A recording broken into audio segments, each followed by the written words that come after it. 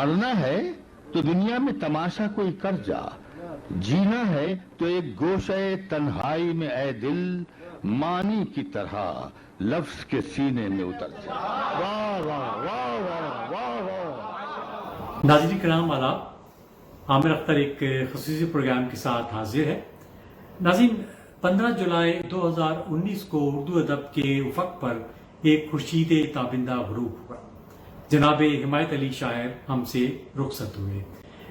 एक ऐसी शख्सियत जो अपने आप में एक अंजुमन थी, तरक्की पसंद स्कॉलर, मुहक्किक, शायर, उस्ताद, नगमा निगार, ड्रामा निगार और फिर मुतादिद अवार्ड जिनमें आदमजी अदबी अवार्ड, सदारती अवार्ड्स, मुतादिद निगार अवार्ड्स, साहित्य अकेडमी अवार्ड, अल्लामा इकबाल अवार्ड, लेकिन इन सब से बढ़कर एक हर दिल अजीज और मोहब्बत करने वाले इंसान। नाज़रीन, हिमायत अली शायर साहब की पहली बरसी के मौके पे हमने उनके साहबजादे डॉक्टर बुलंद इकबाल को ऑनलाइन कनेक्ट किया है। जैसे कि आप जानते हैं कि डॉक्टर बुलंद इकबाल एक निहायत ही खूबसूरत अफसाना निगार, नावल निगार हैं, मुतादिद किताबों के मुसन्निफ हैं, पेशे के तौर से वो एक डॉक्टर हैं और आजकल कनाडा वन टीवी पर एक बड़ा मशहूर और मकबूल प्रोग्राम पेश करते हैं, दी लाइब्रेरी विद डॉक्टर बुलंद इकबाल। तो आइए डॉक्टर बुलंद इकबाल से कुछ बातचीत करते हैं। डॉक्टर बुलंद इकबाल, सबसे पहले तो मैं आपको इस प्रोग्राम में खुशामदीद कहूँगा। आपके वालिद साहब को हमसे रुखसत हुए एक बरस बीत गया। हम जानना चाहेंगे कि इस दौरान आपके दिल की क्या कैफियत रही, उनके बगैर आपने ये एक साल कैसे गुजारा, और जबकि हम जानते हैं कि वो आपके लिए एक उस्ताद, एक रहनुमा की भी हैसियत रखते थे। आमिर, आपका शुक्रिया। आपने मेरे वालिद हिमायत अली शायर के हवाले से इतनी खूबसूरत बातें की, उन्हें अपने ख्यालों में रखा। कुछ शख्सियात ऐसी होती हैं कि उनके जाने के बाद भी जिंदगी उनका पीछा नहीं छोड़ती और मुख्तलिफ हिलो बहानों से अपने अंदर उनकी मौजूदगी के एहसास को महका कर रखती है। एक साल गुजर गया, मगर सच पूछे तो मुझे कभी भी ऐसा नहीं लगा कि वो जा चुके हैं। जैसे कि उनकी जिंदगी में वो हमेशा से मेरे अंदर थे। सच पूछिए तो उनके जाने के बाद और भी शिद्दत से मेरे अंदर उतर आए हैं। कहा जाता है कि जब माँ बाप मर जाते हैं तो शायद बच्चे भी उनके साथ कुछ कुछ मर जाते हैं, मगर फिर मैं यही कहूंगा कि शायद मेरे मामले में ऐसा नहीं हुआ। मुझे तो बल्कि यूं लगा जैसे वो जब इस दुनिया से रुखसत हुए तो उसके बाद वो मेरे अंदर और उतर आए, मेरे अंदर और तवाना होते चले गए। या यूं कह सकता हूं मैं कि वो मुझे जीने के वो राज सिखा गए जो जिंदगी और मौत की इख्तियारी मानवियत को तह दर तह अपने सीने में छुपाए हुए थे। उन्होंने मुझे समझाया कि जिंदगी कोई एब्सोल्यूट नहीं बल्कि रिलेटिव फिनोमेना है। उसके इशारे ऑब्जेक्टिव नहीं बल्कि सब्जेक्टिव हुआ करते हैं। उसकी इममटीरियलिज्म और मटीरियलिज्म के दरमियान एक रेसिप्रोकल रिलेशनशिप है, एक ऐसी रिलेशनशिप जिसके दरमियान कुछ ऐसे गम, कुछ ऐसे राज, कुछ ऐसे एहसास मरगम हैं। उन्हीं राज, उन्हीं एहसास को जानने का नाम असल में जिंदगी है। तो कुछ इस किस्म की मैं कहूंगा दानिश मुझे वो नवाज गए, और मैं क्या कहूं इसके अलावा। जी डॉक्टर बुलंद इकबाल, अमूमन इस तरह के प्रोग्रामों में एक बड़ा सोगवार और बड़ा डिप्रेसिंग सा माहौल होता है, लेकिन आपकी बात सुनकर मुझे ये एहसास हो रहा है कि आप एक बड़े ऑप्टिमिस्टिक इंसान हैं।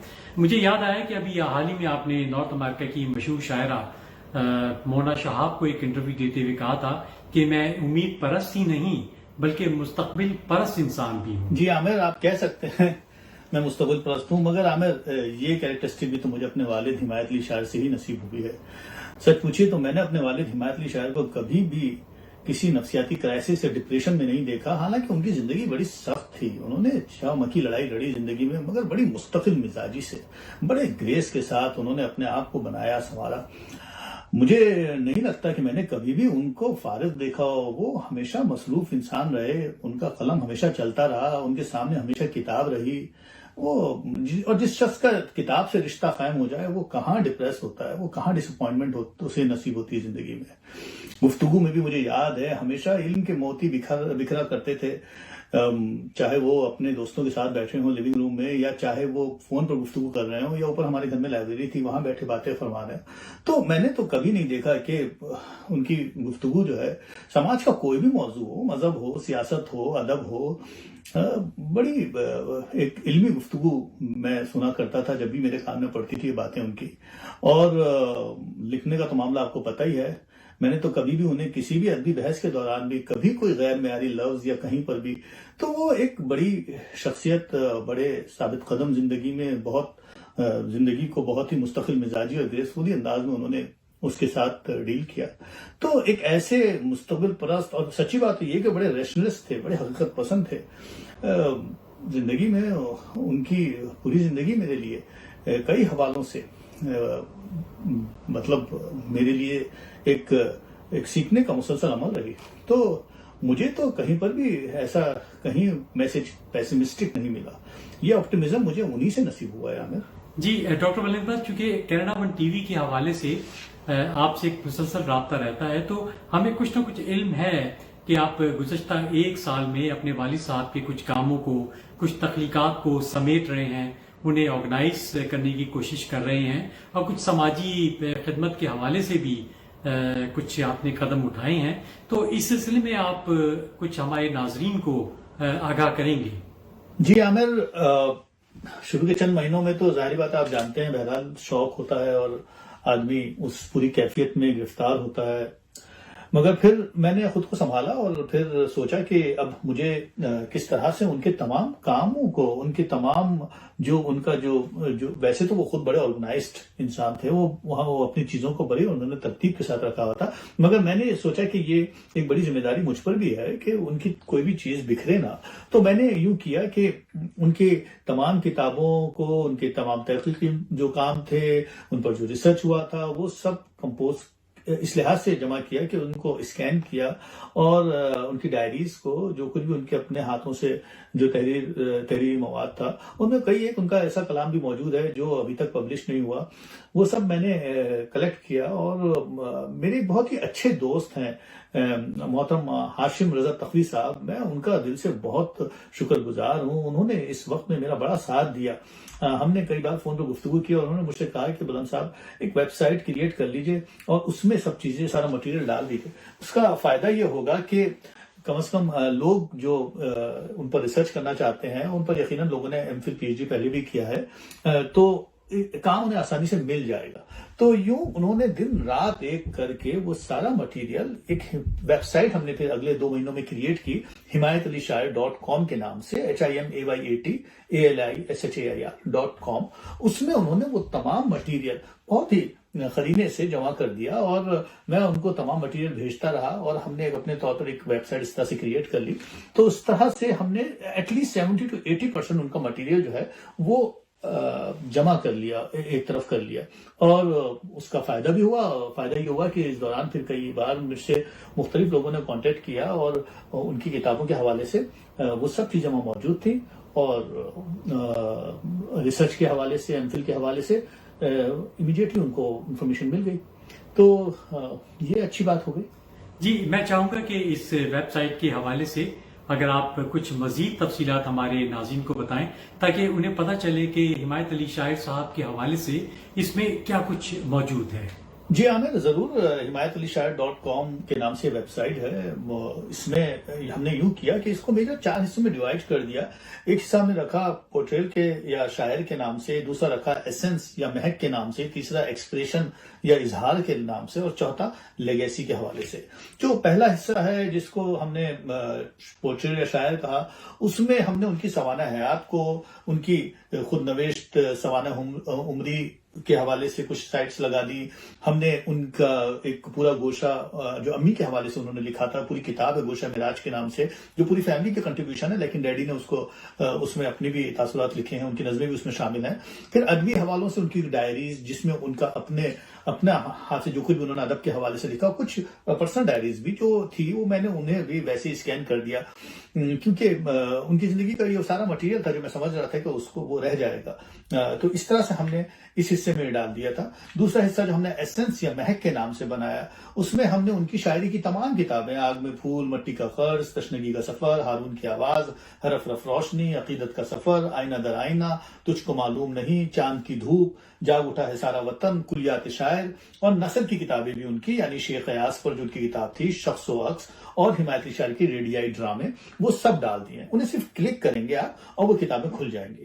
تیسرے حصے یعنی ایکسپریشن کے اندر ہم نے کیا کیا، ہم نے اس میں ان کے ریڈیو، ٹیلی ویژن اور فلم کے حوالے سے تمام مٹیریل ڈال دیا، مطلب ایسا کہ کم از کم انٹروڈکٹری لیول کا ضرور، ٹی وی کے جو بھی پروگرام انہوں نے کیے، غزل اس نے چھیڑی، عقیدت کا سفر، خوشبو کا سفر، محبت کے سفیر، نشید آزادی، لب آزاد، کسوٹی، اور سینما کے حوالے سے وہ تمام فلمیں جس میں ان کے گانے ہیں، نغمات ہیں، وہ تمام گلوکار جنہوں نے ان کے نغمات کے گانے گائے، اور پھر ان کی فلمی گیتوں کی کچھ جھلکیاں بھی شامل کر دی، کچھ نیشنل مشاعرے، انٹرنیشنل مشاعرے، ان کے بھی ہم نے ویڈیو کلپس ڈال دیے۔ پھر اس کے بعد جو سب سے امپورٹنٹ بات ایک اور تھی، وہ لیگیسی کے حوالے سے اور ان کی متاع حیات کے حوالے سے ہم نے تحقیقی مقالات، ان پر جو ڈاکٹریٹ کیے گئے، ان پر ڈاکٹریٹ کیا تھا ڈاکٹر قاضی نوید احمد صدیقی صاحب نے، پروفیسر رانا اقبال نے کیا تھا، رشید احمد رشید صاحب نے ایم فل کیا تھا، وہ تحقیقی مقالے بھی ہم نے وہاں شامل کر دیے۔ ان کی کتابوں کے تراجم جو ہوئے، جو کئی لوگوں نے کیے، راجندر سنگھ ورما نے کیا تھا اور جی این نارائف نے کیا تھا،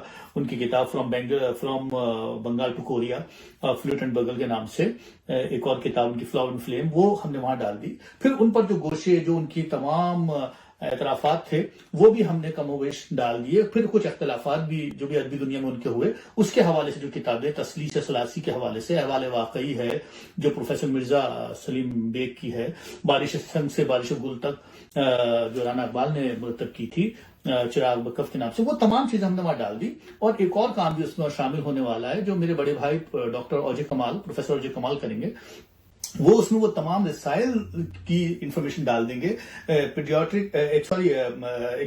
پیریوڈیکل ریسرچ لائبریری کے حوالے سے، کہ وہ تمام رسائل جس میں ان کا کام ہے یا انہوں نے مختلف لوگوں پر لکھا ہے، وہ سب اس میں اب ڈال دیا جائے گا۔ تو یہ ایک کلیکشن ہم نے کر دیا ہے۔ تو مجھے امید ہے کہ یہ ویب سائٹ himayatalishaar.com دوستوں کے بہت کام آئے گی، اور جو بھی لوگ ان پر اگر ریسرچ کریں گے، ڈاکٹریٹ کرنا چاہیں گے، تو انہیں مٹیریل آسانی سے مل جائے۔ اچھا، یہ تو ویب سائٹ کی بات ہوگی جو کہ اپنے میں ایک مستحسن قدم ہے، خصوصاً اس حوالے سے کہ جب موقعین اس سائٹ کو وزٹ کریں گے تو حمایت علی شاعر کے ان تخلیقات، ان کاموں کو اپنی سرچ کا موضوع بنائیں گے کہ جس میں ابھی کام ہونا باقی ہے، جس کو ایکسپلور ہونا باقی ہے۔ ویب سائٹ سے ہٹ کر ہمارے علم میں یہ بات بھی آئی ہے کہ آپ کسی ورچوئل ہاسپٹل کے قیام پر بھی کام کر رہے ہیں، اس بابت اگر آپ کچھ ہمیں بتا سکیں۔ جی عامر، ہاں، یہ ویب سائٹ himayatalishaar.com جو ہے وہ خاصی اپریشیٹ کی لوگوں نے، کیونکہ اس کے فوراً بعد کئی پروگرام جب ڈیڈی پر ہو رہے تھے ان کی یاد میں، تو پروگریسو رائٹر ایسوسیشن اور فیملی آف ہارٹ کا جو پروگرام ہوا تھا، اس میں ہمارے ہاشم رضا تقوی صاحب نے ڈیٹیل میں اس پوری ویب سائٹ کا تعارف وہاں موجود لوگوں سے کرایا تھا۔ یہ صحیح ہے کہ اس کے چند مہینوں کے بعد پھر میں نے ایک اور نیا آئیڈیا میرے ذہن میں اس وقت آیا جب خصوصاً یہ کووڈ انفیکشن پوری دنیا میں پھیل گیا، تو ویسے بھی میرے ذہن میں ایک آئیڈیا ضرور تھا کہ میں چاہتا تھا کہ ان کے نام پر ڈیڈی اور اپنی والدہ بھی، معراج نسیم کی یاد میں ایک ہاسپٹل بناؤں، مگر سچی بات تو یہ ہے کہ ہر شخص کے اتنے ذرائع نہیں ہوتے ہیں، اور نہ ہی پاکستان میں میں سوچتا تھا کہ ان کی یاد میں کچھ ہسپتال وغیرہ ضرور بناؤں گا۔ تو مجھے خیال آیا کہ کیوں نہ ایک جدید نوعیت کا ایک ایسا ہاسپٹل بنایا جائے، ایک ورچوئل ہاسپٹل۔ تو میں نے ایک hospital Meraj Naseem virtual hospital and حمایت علی شاعر فاؤنڈیشن کے نام سے کریٹ کیا، جس میں ایک بار پھر ہاشم رضا تقوی صاحب نے اور میرے بیٹے جزیر نے بھی بڑی مدد کی۔ وہ بھی حالانکہ ہیں تو ابھی ہائی اسکول میں، مگر ان کی بھی اچھی گریب ہے انٹرنیٹ کی اور ویب سائٹ کریشن، ان تمام چیزوں پر، تو وہ بھی ہاشم رضا تقوی صاحب کے ساتھ لگ گئے۔ اور ہاشم رضا تقوی صاحب کا تو میں ایک بار پھر دل سے بہت شکر گزار ہوں کہ وہ بیچارے بڑی محبت سے، بالکل لائک اے فیملی ممبر، وہ ہمارے ساتھ شامل ہوئے، اور انہوں نے جو ہے اس ہاسپٹل کی ایک ہم نے ویب سائٹ بنائی، اس کا نام ہم نے رکھا معراج نسیم hospital.com، اور معراج نسیم ورچوئل ہاسپٹل، جیسے کہ میں نے کہا حمایت علی شاعر فاؤنڈیشن اس کا نام ہے۔ اچھا، آپ چونکہ خود ایک ڈاکٹر ہیں اور ہیلتھ کیئر مینجمنٹ میں آپ ایک وسیع تجربہ رکھتے ہیں، پاکستان میں، امریکہ میں، اور کئی سالوں سے یہاں کینیڈا میں، تو ظاہر سی بات ہے ہم سمجھ سکتے ہیں کہ آپ سے بہتر کون جانتا ہوگا کہ اس طرح کے ورچوئل ہاسپٹل کو کس طریقے سے آرگنائز کیا جائے، کس طریقے سے اسٹیبلش کیا جائے اور رن کیا جائے. لیکن ہمیں آپ یہ بتائیے کہ ایک عام شخص، ایک عام مریض اس سے کیسے استفادہ حاصل کر سکتا ہے، اور یہ بھی کہ یہ ورچوئل ہاسپٹل کا خیال آپ کے ذہن میں آیا کیسے؟ جی عامر، ضرور میں بتاتا چلوں آپ کو. یہ جو ہاسپٹل کا مجھے خیال یوں بھی آیا کہ کووڈ-19 جیسا کہ میں نے آپ کو کہا تھا کہ پھیلا ہوا تھا، تو اس خیال سے کہ ایک ہاسپٹل ایسا بنایا جائے جو بالکل ایک جدید نوعیت کا ہو. ایک نیا آئیڈیا میرے ذہن میں تھا. میں نے اپنے فیملی ممبر سے، اپنے بھائیوں روشن خیال، اوجے کمال، ذوالجمال اور بہنوں سے، اور اپنے بہنوئی جو ان میں ڈاکٹر بھی ہیں، ان سب سے گفتگو کی، اور ان سب نے مجھے اپریشیٹ کیا اور کہا کہ ہاں ایک اسٹرکچر ایسا ہم کریٹ کر سکتے ہیں جو اپنے والد اور والدہ معراج نسیم اور ڈیڈی کے نام پر ایک ایسا فلاحی ادارہ ہم بنا سکتے ہیں جس سے ہم لوگوں کو ایک امیڈیٹ کنسلٹیشن دے سکتے ہیں، ایک ایڈوائز کر سکتے ہیں ان کے میڈیکل ایشوز کے حوالے سے، جو یقیناً لوگوں کی بڑی ضرورت رہتی ہے.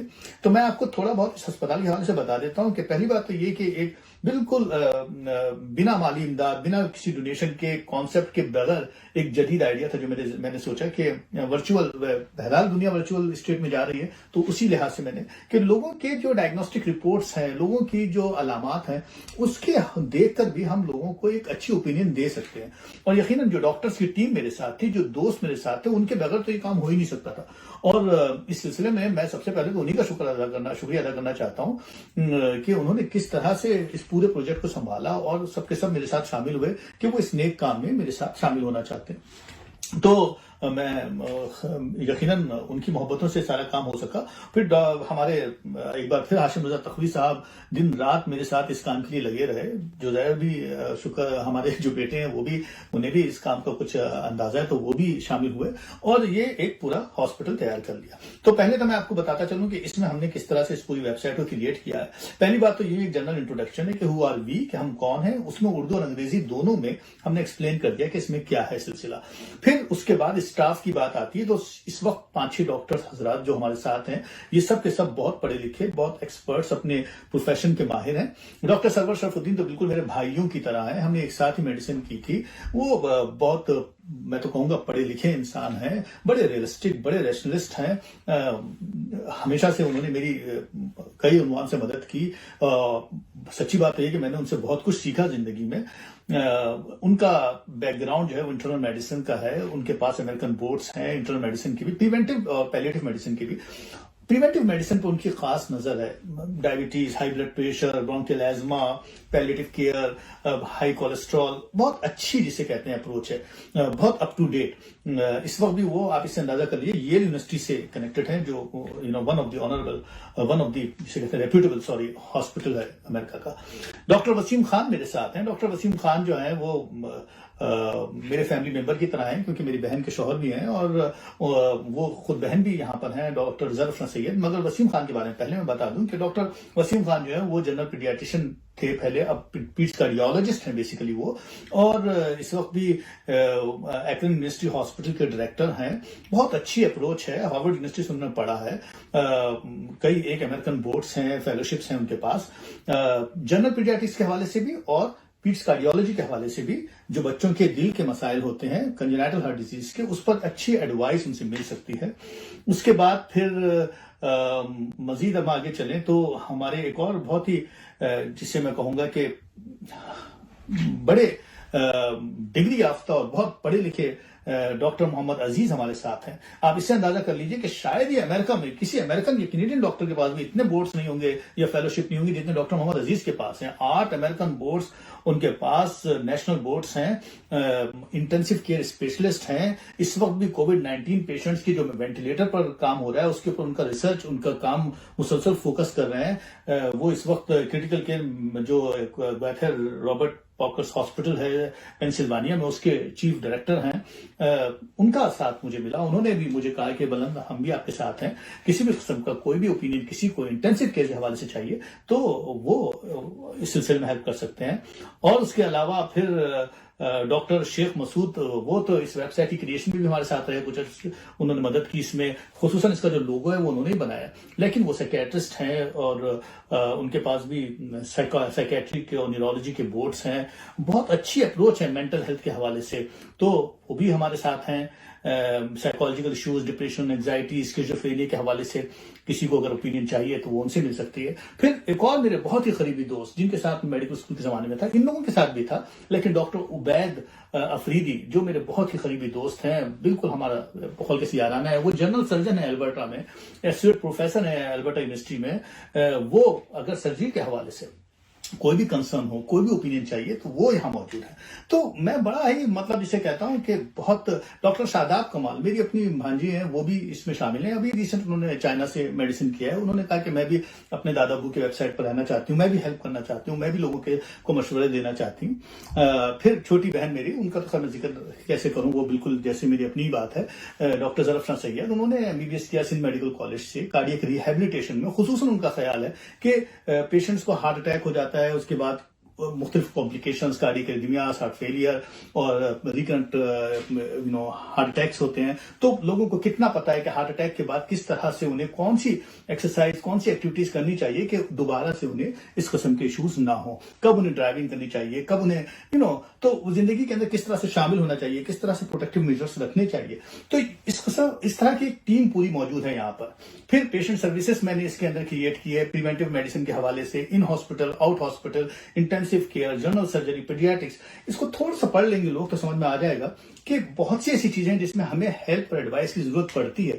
ہمارا کوئی پیشنٹ ہے ICU میں ایڈمٹ ہے، ہمیں سمجھ میں نہیں آ رہا ہے وہاں کیا ہو رہا ہے، تو ہم کم از کم اس کی معلومات یہاں دے کر ڈاکٹر سے بات کر سکتے ہیں، مشورہ کر سکتے ہیں کہ یار اس میں کیا اپروچ ہے، کیا وجہ ہے کہ ہمارا مریض اسپتال سے ڈسچارج نہیں ہو رہا ہے، کیا وجہ ہے کہ کمپلیکیشن ڈیولپ ہو رہی ہے۔